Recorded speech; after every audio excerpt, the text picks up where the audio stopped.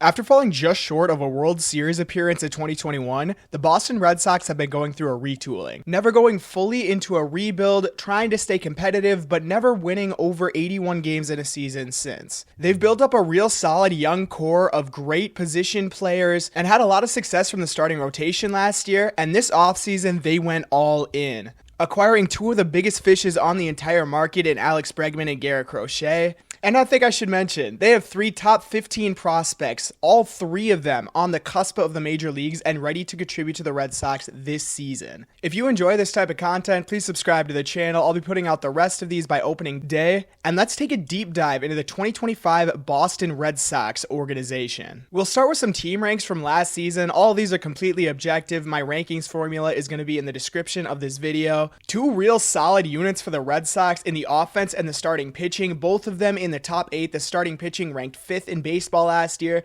but 2 units in the bullpen and the defense that really held them back from being a competitive team. A huge sign for the future of the Red Sox as well here, with the prospects coming in at number 4 in all of baseball, number 2 with the minor league hitters, 3 top 15 prospects. The only reason they're not 1 is because they don't have as much depth as the team ahead of them, but 3 guys that are going to contribute to the major league team as soon as this season. A fair share of pitchers in this minor league system that I also do like, a couple guys that will most likely be up and helping this year alongside some lower level dudes that are going to help along the way. Last season, the Red Sox were your 18th ranked major league roster and have the 4th ranked minor league system going into 2025. Your manager here for the Boston Red Sox is Alex Cora. This is going to be his 7th season. Cora was involved in the Houston Astros scandal and did have to serve a 1-year suspension, so he missed the 2020 season, but he's back here in Boston again. A very successful manager as well, a .536 winning percentage in his time here, and then new in the president of baseball operations department. The front office really has been overhauled the past couple of years.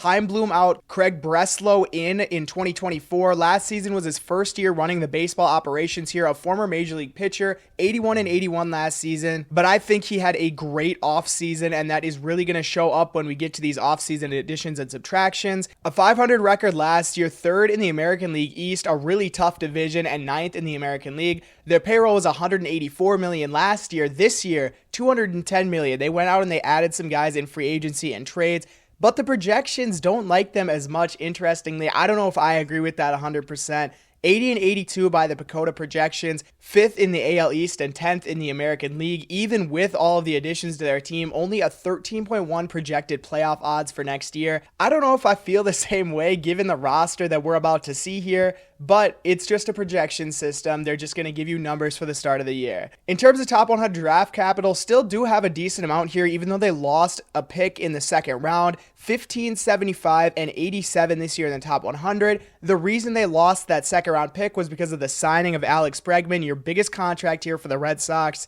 $31.7 million average annual salary, ends up being a higher dollar amount than that, but it gets deferred over the last few years of that contract. Rafael Devers on a big time deal here, $29 million this season, and then Walker Buehler here on a 1-year $21 million deal. Their last playoff appearance was at ALCS in 2021. Their park factor, a stat that measures if you play in a hitter's or a pitcher's park, is 107. So that means Fenway Park is the 2nd biggest hitter's park in all of baseball, just behind Coors Field. This will play into things like weighted runs created plus and other park adjusted statistics. Just know you're going to see the ball fly at Fenway Park, a really short left field and right field. In terms of organization success last year, their AAA and AA teams were pretty solid. High A Greenville drives 63 and 69, and then the Salem Red Sox in A 70 and 62. The biggest season storyline for me is the big time offseason that they had. We'll get into some specifics in this next slide here, but Alex Bregman brought in, Garrett Crochet brought in,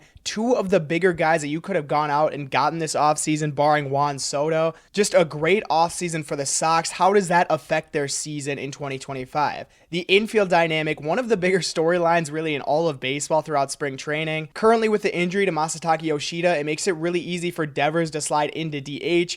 but I also don't know if he's going to do that. It seems like he really wants to play third base. In the Fangraphs projected lineup, he will be listed as the DH, Bregman at third, but I'll go over it as if Bregman's going to be playing second base and Devers will be playing third base. And then finally, mixing in the youth, I mentioned them in the intro, Kristian, Campbell, Roman Anthony, and Marcelo Meyer, 3 top 15 prospects in the entire game. 3 guys that are most likely going to be ready for the majors this year. Marcelo just a bit behind because of injuries. How do you mix those top end prospects in with your major league roster to give the best output for this team? I've mentioned that big offseason a couple times already, and let's just get straight into it. Garrett Crochet brought over in a trade with Chicago White Sox, some really big prospects over to Chicago in that trade, but they still have a great farm system, and they added one of the best starters in the game in Garrett Crochet. Alex Bregman, 3 years, $120 million. Longtime third baseman of the Houston Astros. He's going to come here and maybe play third, maybe play second. We'll see how it shakes out over the year. Projected just under fWAR next season. Walker Buehler, 1 year, $21.1 million over from the Dodgers. Aroldis Chapman, still kicking, big lefty out of the bullpen, just under $11 million, played for Pittsburgh last year. Justin Wilson, a lefty out of this bullpen, not great numbers, but will give you some innings. Blake Sabol, not currently projected on the Major League roster, but he was brought over from San Francisco in a trade. Patrick Sandoval, a guy who's going to start off the season injured, was with the Angels last year and was non-tendered. A 2-year, $18.3 million deal for him. A lot of subtractions, though, to go along with that. Tyler O'Neill, great season last year, going over to the division rival Baltimore Orioles. Nick Pivetta over to San Diego. Kenley Jansen over to the Angels on a 1-year deal, alongside Chris Martin over to Texas on a 1-year deal. James Paxton gave you some innings last year, still a free agent. I don't think he'll come back. Danny Jansen came over in the second half from Toronto. Not great numbers for him over here. I think they have better catching options. Cam Boozer, an interesting trade to the White Sox. They gave him a prospect. And then Luis Garcia, another guy that the Red Sox acquired at the deadline, over to the Dodgers, just like 90% of free agents on a 1-year deal. Before I get into specifics here, on the screen is going to be weighted runs created plus.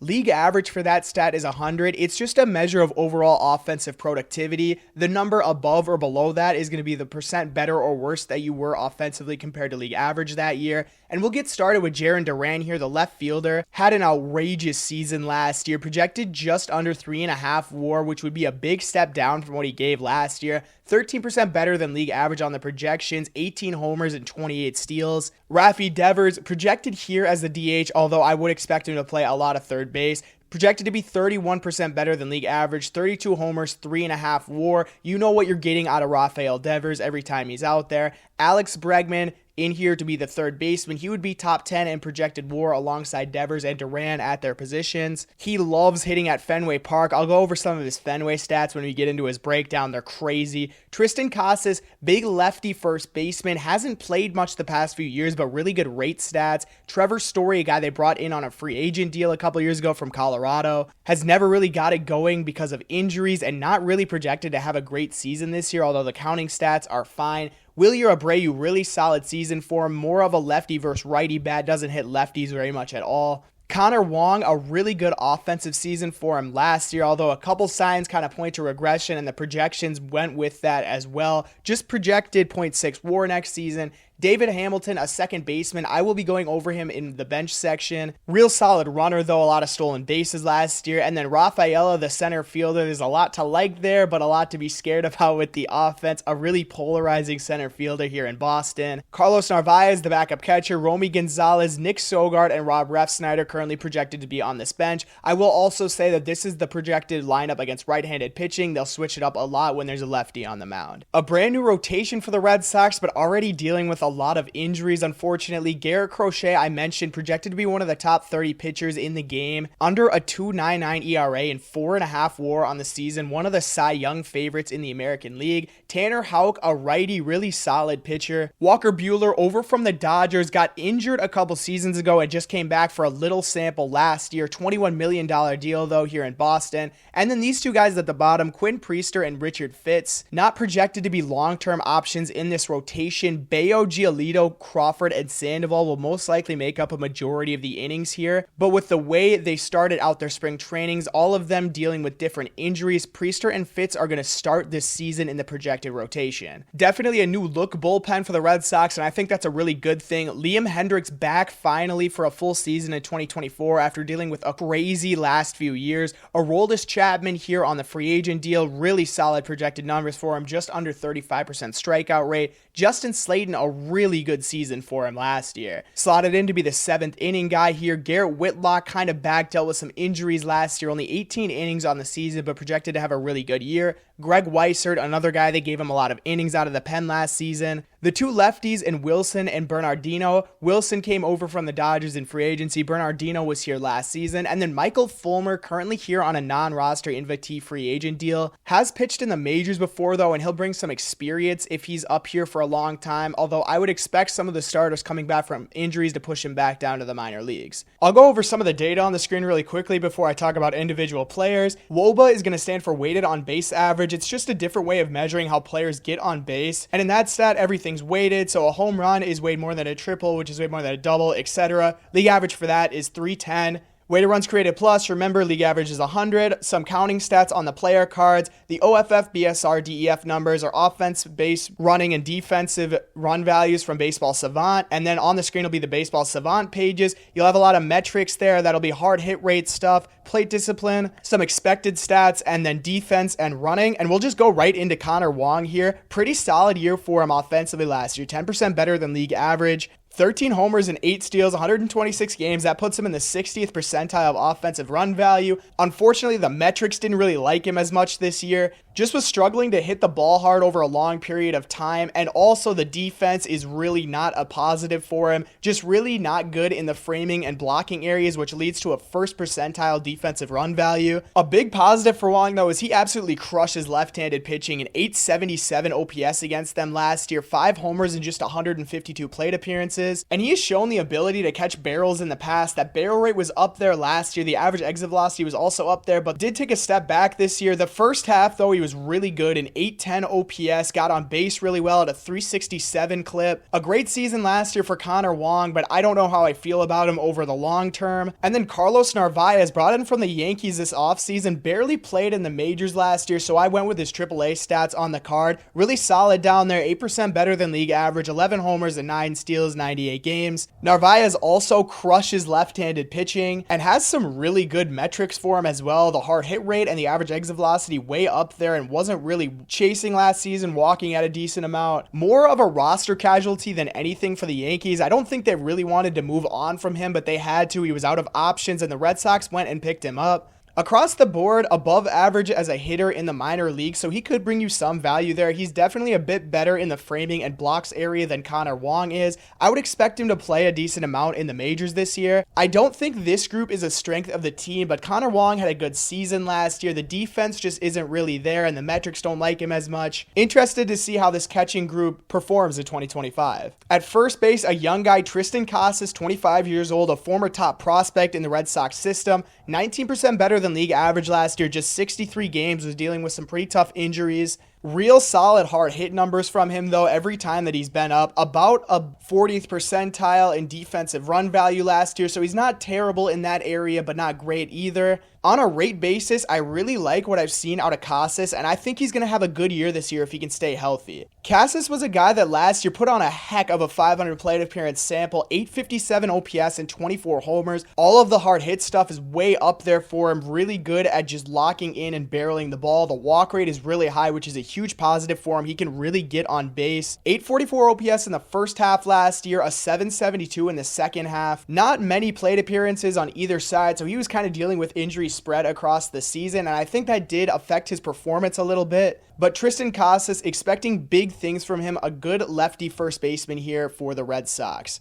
Alex Bregman, the big fish this offseason, 3 years, $120 million on the free agent deal, just about 5 WAR per 162 since 2022, 18% better than league average last year offensively, 26 homers. One thing I'll say about Alex Bregman, the dude loves hitting at Fenway. He leads all-time hitters in OPS at Fenway Park, 375 average, a 490 on base, a 750 slug. I think Bregman wanted to be here, and I think the Red Sox went out and made a great decision. So I think he will be playing second base for a majority of the year. Once Yoshida comes back, Devers is going to slot into third base as it stands right now. Don't know how I feel about that defensively, but I think he will be really good there at second base. Bregman's still really good in all of the plate discipline areas. The walk rate did go down a bit last year, but the offense isn't a big issue for him. 73rd percentile in run value. The hard hit stuff did go down a lot last year. He is still only 30 years old. A guy that's been doing it for a long time. Number 2 pick in the 2015 draft. Gotten a little worse offensively every season, but I don't really see it as a big sign for him. The hard hit numbers haven't gone down a ton. The scary thing with him is the walk rate, 89th percentile in 2023, all the way down to 32nd in 2024. But the rest of the plate discipline numbers are there, so I think that might be more of a circumstantial thing. Never been a guy who's hit the ball super hard, but one that does a lot of things well. A really solid defender, really good at plate discipline.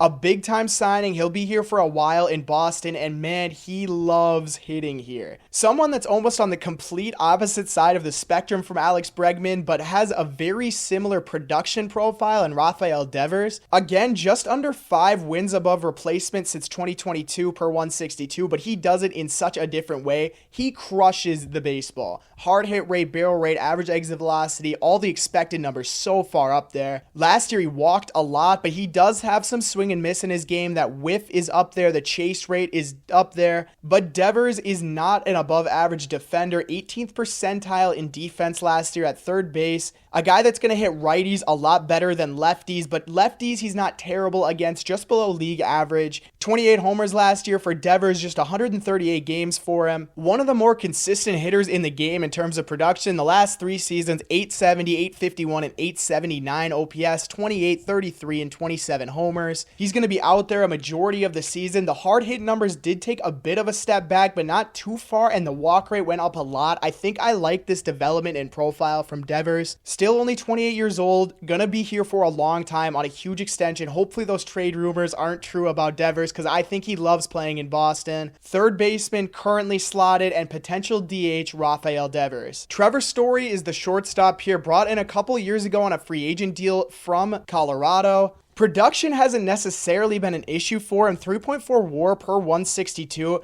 but he just really hasn't been able to stay on the field the last couple of years. Only a 26 game sample last season. He was about league average, but the metrics just really did not like his season. The only thing he was really above average in was that walk rate. This isn't the same Trevor Story that we saw a few years ago in Colorado. The hard hit rates are just way down. He's never been a great defender at the position. The range has always been down there. Actually, last year in that small sample, he gave 2 outs above average. It's really tough to draw a lot of conclusions from how small of a sample Trevor Story gave last year, but what he gave just wasn't very good. Really tough to say the player that Story is right now too, because he hasn't had a full season since 2021. A lot of missed games the past few years due to different injuries, but I am hopeful. I do like the walk rate being up there. I think Story, given a full season, can hit pretty well in Fenway, but it's hard to say that I'm 100% certain on that just because of the small sample over the past few years.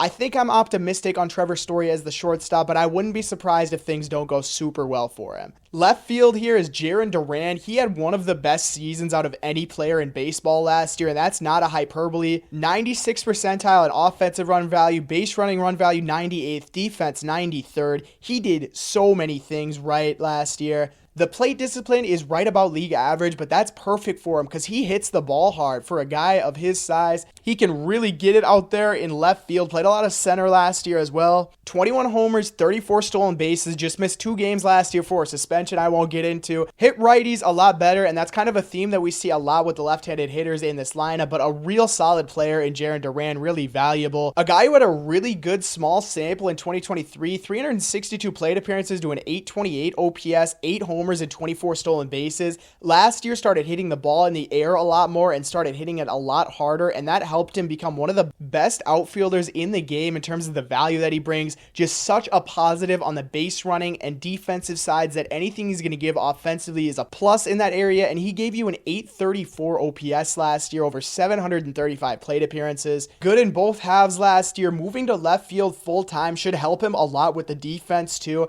I think Jarren Duran is a great base baseball player and one of the best values in the entire league. Rafaela here in center field, 24 years old, a minor leaguer and a decently high prospect, although never way up there on the list. 15 homers and 19 steals last year. He played almost every single day, 152 games. He got up in 2023 to the majors too, 89 plate appearances, just about the same results across the board. The metrics very similar for him, never really been a hard hit guy, and the plate discipline isn't great for him either. To really understand Rafaela, you got to go into the minor league stats. An 869 OPS in 108 games in 2023, 20 homers and 485 plate appearances, got on base at a 349 clip, 520 slug, stole 36 bags in the minors that year. That's what the Red Sox saw in him, and that's why he's playing out here every day in center field. Bit of a scary sign for him. He did get a bit worse over the season last year, a 630 OPS in the second half. Didn't have as much pop over there either. The prospect pedigree and the minor league numbers do give some hope for the long run, and he is good as a runner, can play some defense, can play a lot of spots.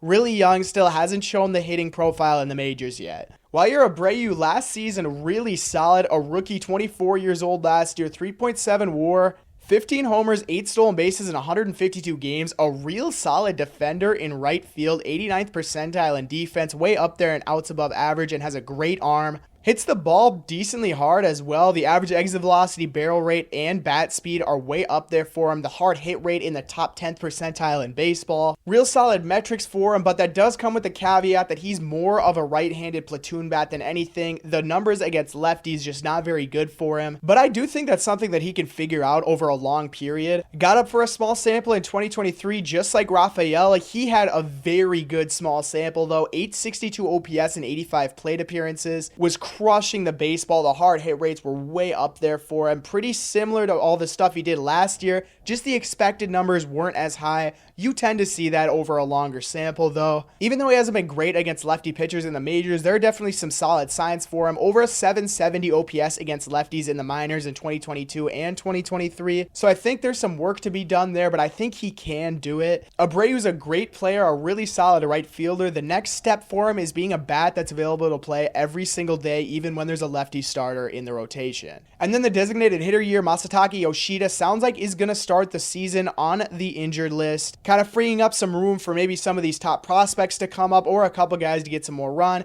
Last year he was pretty solid offensively. That's always been his calling card. 15% better than league average as a hitter, 10 homers in 108 games. More of a bat to ball guy than anything, a guy that's not going to strike out a lot. The walk rates aren't super good for him, but the on-base percentage is always going to be solid because he really hits the ball. Well above average as an offensive player, not much in terms of base running, and really can't play defense. Unfortunately, really locking him into this DH spot, and kind of the reason that he was in some trade speculation this offseason. Both years he's been over in America, he's been above a league average hitter, a bit better in 2023. He was hitting the ball just a tick harder, and the already really low K rates were even further down in 2023, so those were a combination of things that he did better. I think a real solid hitter, a lefty bat in this lineup that has a lot of lefties. Unfortunately, last year was really only hitting against righties, although in 2023, a 745 OPS against lefties is really solid. A DH only, a bit above average bat in Masataka Yoshida can do some solid things. I wouldn't be surprised if he ends up getting moved at some point this season, though. We'll get into this bench here. David Hamilton currently listed as the starting second baseman, although it sounds like Campbell might be getting that opportunity. We'll go over him a bit later. 33 stolen bases last year for David Hamilton, so a real speedster out there. Not going to bring you a ton of value offensively, 92 weighted runs created plus. Romy Gonzalez, more of a hitter-only guy, just about league average, 89 games last year. A righty that can actually hit lefties pretty well, so he's going to be in the lineup against left-handed pitching. And then Rob Refsnyder, a great hitter against lefties. That's why his numbers are so solid. He'll be in here every single time that a lefty starter is out there. 93 games for him last year, 130 weighted runs created plus, 33 years old, a real solid guy, can play in the infield, maybe even the outfield if you need him to. And that'll get us into the pitching section of this video, and we'll get started with Garrett Crochet. I'll go over some of these numbers real quickly. On the right side are just going to be run values by Baseball Savant again. So pitching, fastball, breaking, and off-speed run value. The pitch usages will be in the bottom left corner. The middle, the Baseball Savant page, a lot of the same stuff from the hitter side. And then on the card, fielding independent pitching is FIP. That's going to be more of a projector for ERA over a long sample. So for example, Crochet at 2.59 FIP, we would expect that ERA to get closer to that FIP number over a long period. And then Stuff Plus and Location Plus, 2 models built by Eno Saris from The Athletic on Fangraphs, does a really good job at just figuring out how good a pitcher's stuff is compared to league average and how good a pitcher's location is compared to league average. Every plus stat, league average is going to be 100 for that, so you know that Crochet's stuff was 13% better than league average last year, and his location was 3% better than league average last year. But we'll get into it. Crochet's first real year as a starter last year, and oh my god, he was good. That fastball in the 99th percentile, and that really carried him the entire year. The off-speed and breaking pitches don't even need to be crazy for him to be such a valuable pitcher, but I think there's still some development to be done there. Some of the stuff numbers on his breaking pitches are alright, so good shapes on those pitches. A lot of red on the Savant page. You'd think it was a Cardi album. He did get hit a little bit last year, gave up some home runs. The barrel rate and hard hit percentage is below average there, but got whiffs better than literally anybody in the game. The chase rates are up there, the K rate way up there. Didn't walk a lot of guys either, which is huge for him. Had mostly been a reliever with the White Sox and some really solid numbers, but had never really put together a full season of innings. Crochet came into last season and absolutely dealt, being given a full opportunity as a starter. The FIP at 2.59, you would expect a much better season from Crochet even compared to that 93rd percentile in pitching run value last year. One of the biggest trades of this offseason and a huge splash for the Red Sox. Will be a free agent after the 2026 season, so that's something to monitor if they can get an extension done. The ace of this rotation and a Cy Young favorite for a reason in the American League. Tanner Houck, another real solid starter in this rotation. Last year was really good for him, a 3.12 ERA, 3.32 FIP. The stuff and location, both above league average, was really solid with that splitter last year.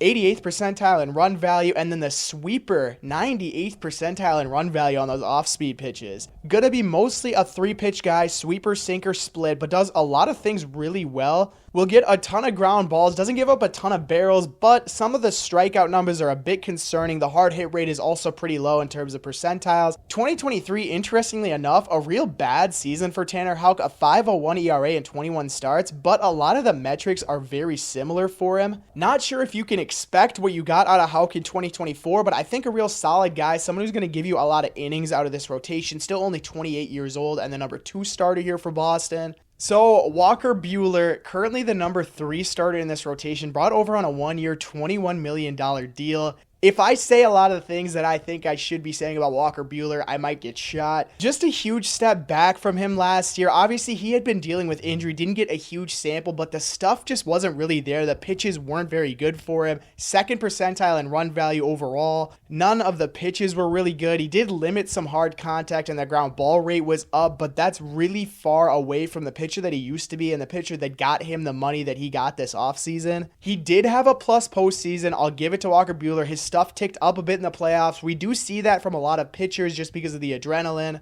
I'm not saying I don't think Walker Buehler can be a good pitcher because I think the Red Sox can figure it out. I think what they're going to do with him is say, hey, your fastball just doesn't have the zip that it used to have. The velo's way down. It doesn't have the shape. Come over here and throw your off-speed more and see what you can do with that. The problem that I have with it is the off-speed and breaking pitches just weren't very good last year either. A 1-year deal can never really be a bad deal because you're only tied up to that money for just this season.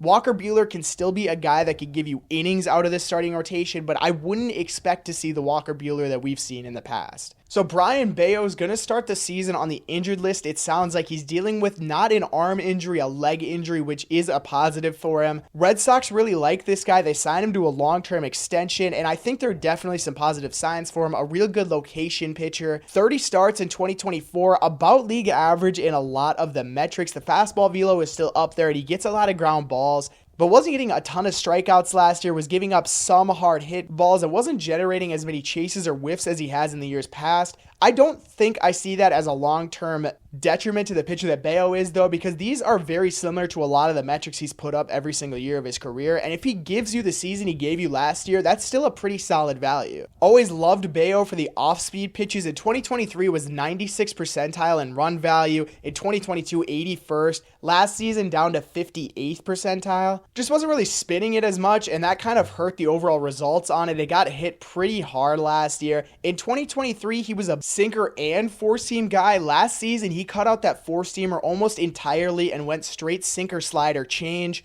I almost think going back to that wouldn't be the worst thing in the world because the sinker did get hit last year. Definitely some positives here for Bello. Gets a lot of ground balls, does a lot of things about at a league average level. I don't know if the high-end potential is still there. 25 years old though for Bello, and he's locked up until 2030. He'll come back at some point in the season dealing with a non-arm injury and be able to make a full recovery.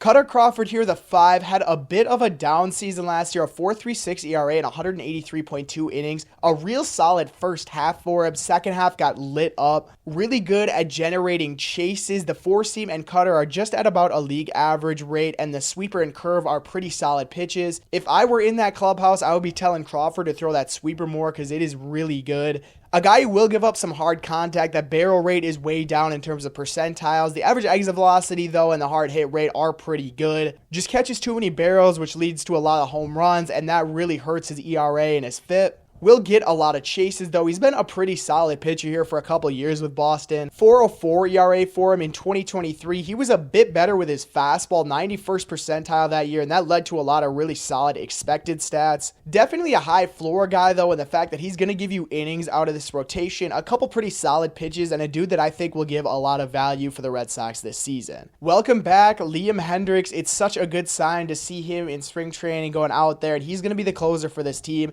Got a little bit of run in 2023, only 5 innings though. These are his 2022 stats, and he was really good that year. A 2.81 ERA, a 2.68 FIP. The stuff and location were really good that year. It did take a bit of a tick back in 23 though. Overall, I do think Boston should be really excited about getting Hendriks back. 36 years old, he's been around for a real long time in baseball. Tough to really measure what you think he's going to be this year because it's been so long since he's had full run in the majors, but some really good metrics in 2023. Didn't pitch all of last year. We'll see how Liam Hendriks does as the closer. Aroldis Chapman still throwing hard, still doing it, man. 118 stuff plus, 103 location plus. Really good on the FIP this year. The ERA was a bit higher. Walked a lot of guys last year. That was a big problem for him. But everything else still about Aroldis Chapman, like 37% strikeout rate is crazy. The expected numbers loved him last year. The xERA and xBatting average in the top 10th percentile in baseball. He gets way out there as a pitcher. His extension is in the 98th percentile, which means he's releasing the ball very close to the hitter and makes that really fast fastball seem even faster. Still a real solid pitcher at 37 years old. And then Justin Slayton, one of the more underrated guys I've done in this entire series.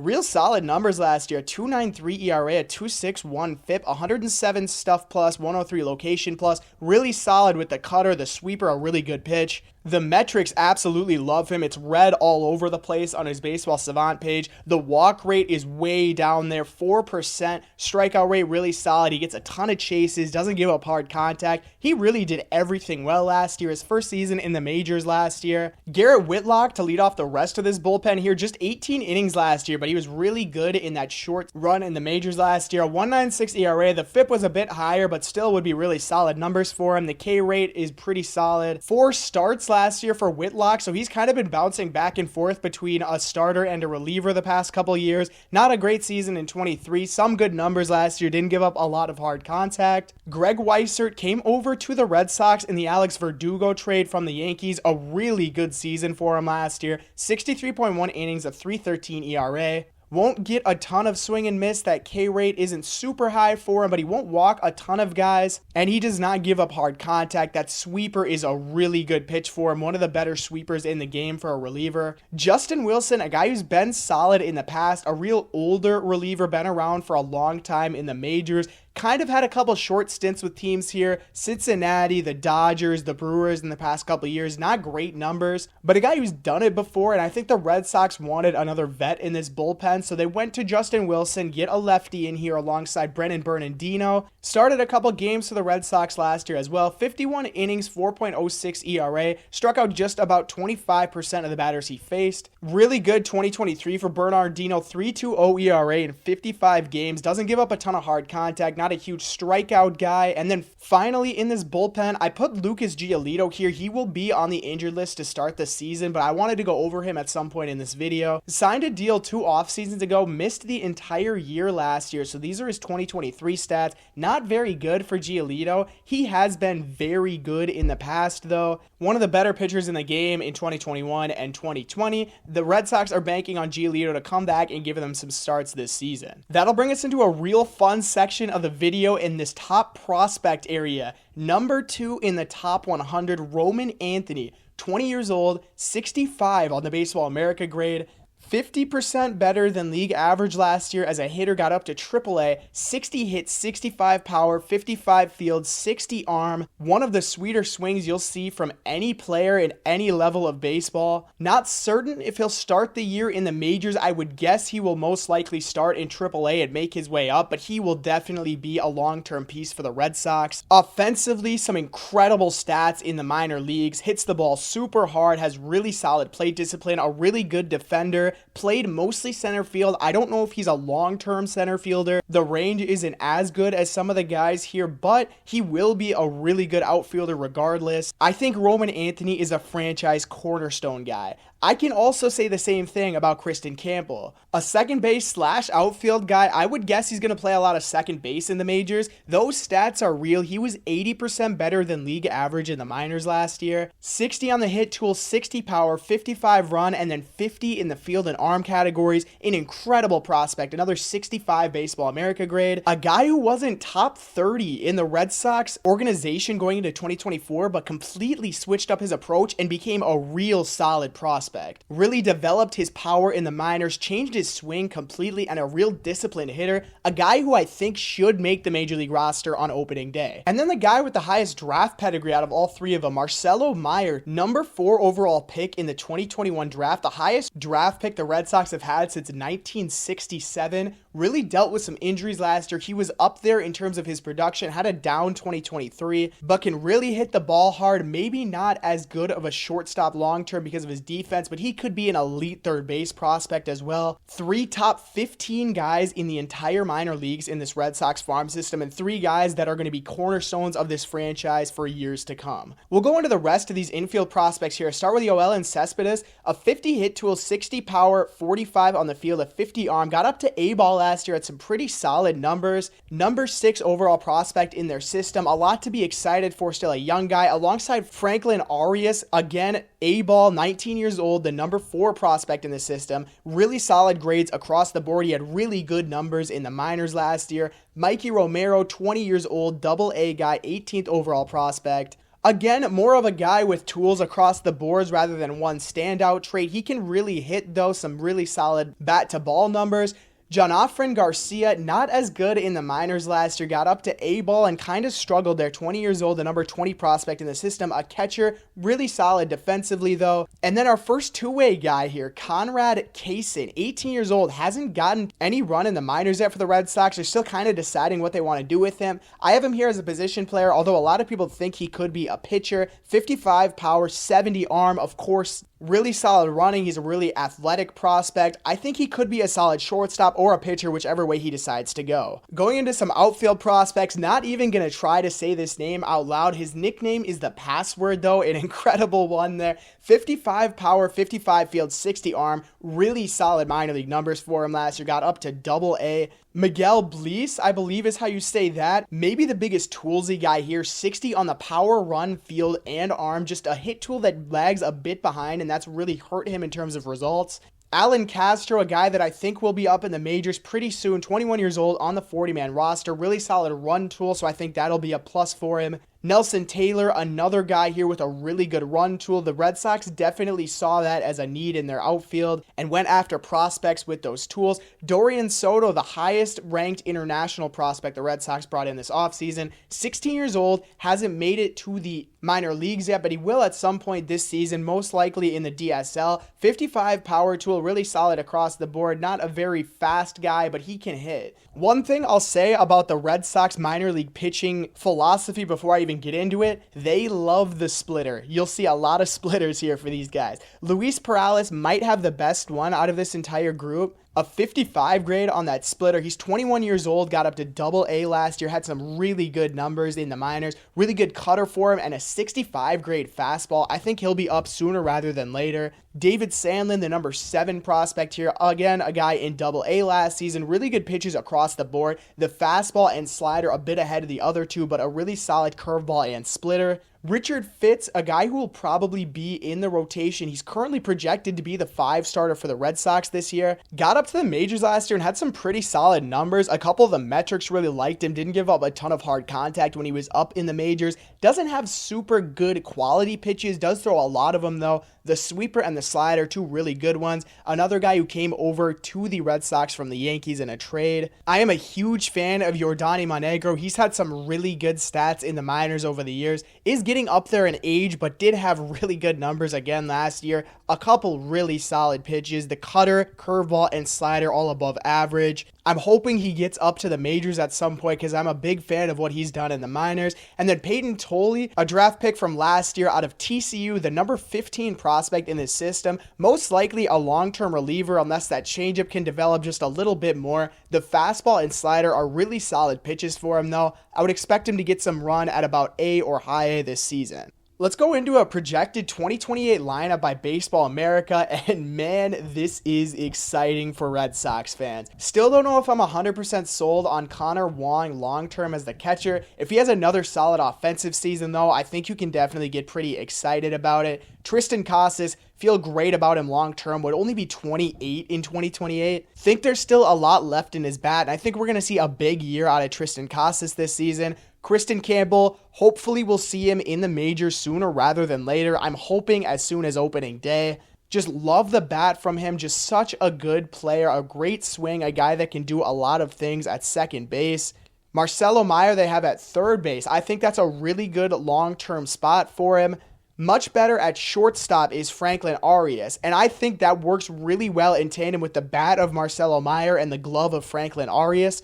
I'm not 100% certain if Arias will be in the Major League lineup in 2028, only being 22 years old. He'll really have to put up some solid numbers in the minors for that to be the case. Jarren Duran, they still have Manning left field, and if he has seasons like last year, they're going to have to pay him a lot of money to stay in town. Roman Anthony in center field.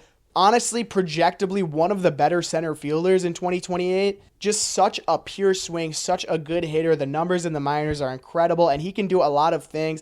Again, don't know if he is a long-term center fielder defensively. Maybe they can figure something out. But if he has to be there, I don't think that's that big of a deal. And then Wilyer Abreu they have in right field, really solid from the plate last year. Just got to work on hitting lefties a little bit more in the majors. At DH, long-term, Rafael Devers. We'll see if he decides to move off of the position. But I think DH is a really good spot for him. It's going to hurt his overall WAR if he really wants to go for a Hall of Fame run. But he can do a lot of things offensively. And overall, I think that's going to help this team. So really excited about this projected 2028 lineup for the Red Sox. A rotation that's a bit harder to get excited for, but there are a couple names here that you can definitely dream on. Garrett Crochet, I think is going to be one of the better starters for a long time in baseball. Still would only be 28 years old in 2028. Hopefully winning a Cy Young along the way the next couple seasons, and hopefully the Red Sox can really lean on him as a one-starter long-term. Bryan Bello, they have developing into a number 2 starter. Really needs that fastball to take a step forward and really just needs to limit hard contact more often to be a number 2 starter, but I do think Bello has it in him. I like him a lot. Tanner Houck as the number 3 long-term. Again, more of a high floor guy than a high ceiling guy. Just does a lot of things at a league average level and can really go and give you innings as a pitcher. Would be a decent long-term 3 starter. Luis Perales they have as the 4 starter in 2028. I almost think he could jump those 2 guys ahead of him. I really like Luis Perales. The projections for him are really solid. He has a couple really good pitches. Kutter Crawford as the number 5 starter in 2028. If they have to do that, I think they would really like that. Seems like they believe in Kutter Crawford. He's a free agent after this season, so we'll see if they end up signing him long term. And then Justin Slayton they have as the closer. I like it. A lot of really good stuff out of Justin Slayton last year. Chapman and Hendriks are both on the older side. Definitely could transition into that closer role. And that'll get into some final thoughts on this Boston Red Sox team, and there's definitely a lot to be had. Love the lineup, man. Front to back. I think there's so much here, especially with these young guys coming up through the system. If you get Kristian Campbell starting in the majors on opening day, that is one of the deepest lineups in baseball by day one. In terms of the pitching, a bit scary to me. Couple of the reclamation projects the Red Sox are banking on, I don't like a lot of their metrics for, but they are names. Guys like Walker Buehler, Lucas Giolito have been around. They've done it before. We'll see if Buehler can bounce back from injury and Giolito the same to be a real solid rotation, but a couple question marks there. Bello and Crawford also need to take steps forward. The bullpen, I think, did get a lot better, and that makes me feel a lot better about this team because that was really a bad spot for him last year. That really held him back from being one of the better teams in baseball. But I think they can win a lot of games with this roster, just so good on offense, and I think that can carry them a long way. In terms of the projections, I think they break them by a pretty decent amount, projected to be just around 500. I think this team could definitely win 90 games or somewhere close to it. A really tough division, so really hard to say if they're going to win the division or if they can go far in the playoffs. The AL is a bit more shallow than it has been in years past. Last season, we really saw that. But teams like the Orioles, the Yankees, the Rays, and even the Blue Jays still have Vlad Jr. and a couple pieces on that team. Gonna be tough to compete, but I think the Red Sox can do it. I think I have a lean on them making the playoffs this year, probably not winning the division, but definitely as one of the wild card teams. And I think they can go a ways, given a couple of these starters having good regular seasons and this lineup just developing over the year. If we get a postseason lineup with Roman Anthony, Marcelo Meyer, and Triston Campbell in it, call me all the way in on the Red Sox. This was a really fun one to do. Thank you guys so much for listening to the channel. Please subscribe if you haven't already. This was a breakdown on the 2025 Boston Red Sox and their organization.